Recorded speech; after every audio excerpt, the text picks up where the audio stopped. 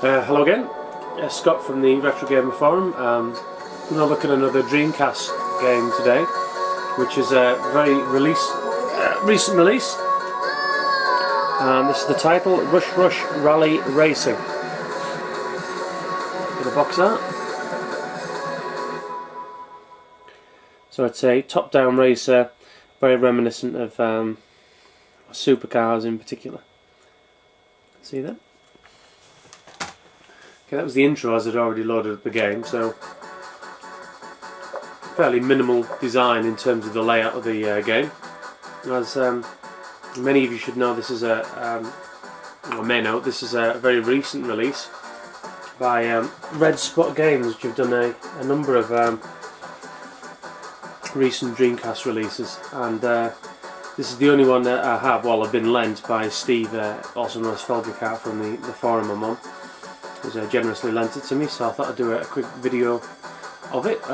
Retro Gamer Daz has also looked at the game, and he certainly plays better at it than I do. Had a few practice goes before I put the vid on, and even on a relatively easy setting, I find the reaction times needed make me feel old. So you'll see what I mean. Anyway, so we've got. You can see there, woohoo, I got to level 1, so a records page, usual options, redefine controls, sound, etc. page. You have goals, which I think are a kind of achievements, trophies style look. In fact they are, aren't they? So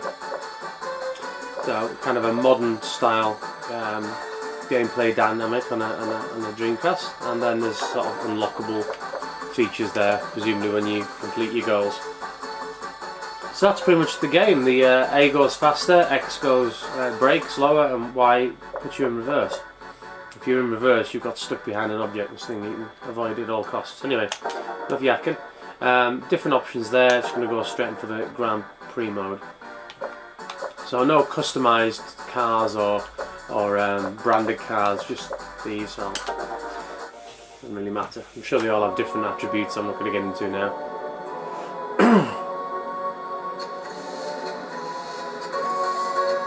So, fairly stylised looking graphics. Don't exactly push the hardware, but not really a problem. Shows you a bit of the sequence there, which I'm going to skip now. So, just loading up the cars. My Dreamcast is extremely noisy. I think most people's are, particularly when they get this old. The whirring of the disc noise can be a bit off-putting sometimes, but there you go. 3, 2, 1, rush! Okay, so there are arrows at the top of the screen to help you, but trick is really kill the cow. Get in behind the leader and just kind of follow him. Well, that's what I found anyway. I've killed a cow now and various people already, so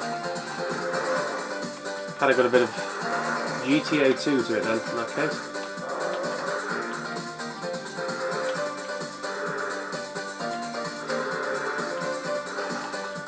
And I'm definitely struggling. I need to pick it up now. Using the D-pad on this, maybe I should switch the analog, I don't know. Come on, come on. Oh! No! Third, I think that's enough to get me by.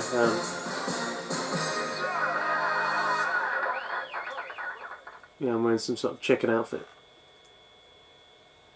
So it's got me through to the next level anyway. Which already, I've had a couple of goes at this, already seems to really step up the difficulty in that there's the corners are less forgiving. 2, 1, rush!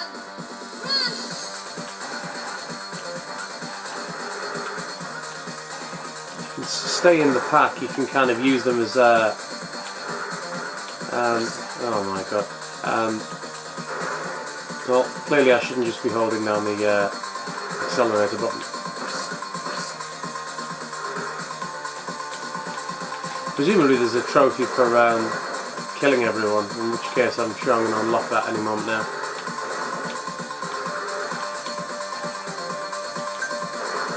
Well, while I take my thoughts and the viewers' minds off the fact that I'm playing atrociously. Just thanks for the last video. I got a lot of hits, a lot of new subscribers, and really appreciate that.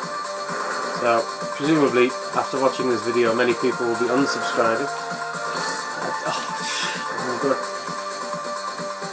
Well, I think that's twice I missed the bridge.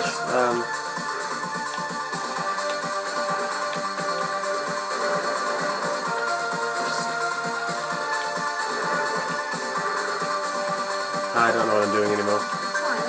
No. Presumably the other cars have now finished and they've parked and all having something to eat.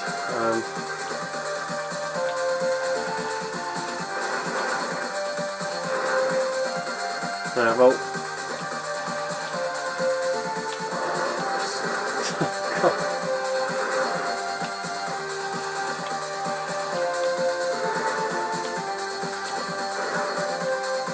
Oh, mercy. Well, that was rubbish.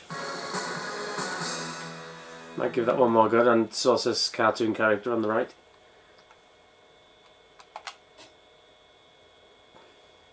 I don't know what your thoughts are, whether you consider these games legitimate, whatever that means. I say there are a few. There's a shoot 'em up made by the same company, the name escapes me at the moment. Whether you regard these as essential to a Dreamcast collection or not.